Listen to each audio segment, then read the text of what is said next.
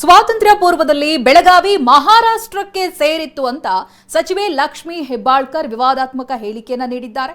ಬೆಳಗಾವಿ ಜಿಲ್ಲೆ ನಿಪ್ಪಾಣಿ ತಾಲೂಕಿನ ಕಾರದಗ ಗ್ರಾಮದಲ್ಲಿ ಕನ್ನಡ ಸಾಹಿತ್ಯ ಸಮ್ಮೇಳನದಲ್ಲಿ ಸಚಿವೆ ಮಾತಿನ ಬರದಿಂದ ವಿವಾದಕ್ಕೆ ಸಿಲುಕಿದ್ದಾರೆ.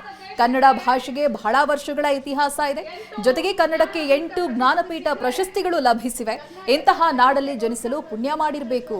ಆದರೆ ಸ್ವಾತಂತ್ರ್ಯ ಪೂರ್ವದಲ್ಲಿ ಬೆಳಗಾವಿ ಮಹಾರಾಷ್ಟ್ರಕ್ಕೆ ಸೇರಿತ್ತು ಅಂತ ಹೇಳಿದ್ದಾರೆ.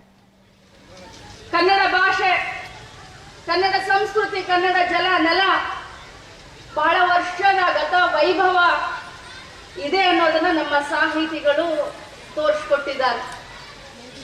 ಭಾರತ ದೇಶಕ್ಕೆ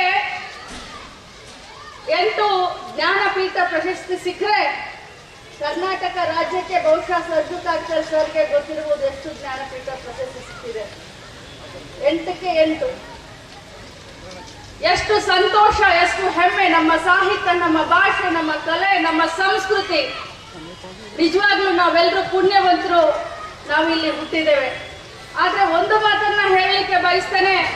ಸ್ವತಂತ್ರಕ್ಕಿಂತ ಪೂರ್ವ ಕರ್ನಾಟಕ ಮತ್ತು ಮಹಾರಾಷ್ಟ್ರ ಬಹಳಷ್ಟು ಒಂದೇ ಸಾಮ್ಯತೆಯಿಂದ, ಈವನ್ ರಾಜ್ಯ ಕೂಡ ಬಹಳಷ್ಟು ಬೆಳಗಾವಿ ಮಹಾರಾಷ್ಟ್ರಕ್ಕೆ ಸೇರಿದ್ದಾಗಿ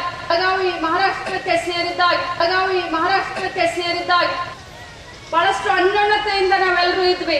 ಕನ್ನಡ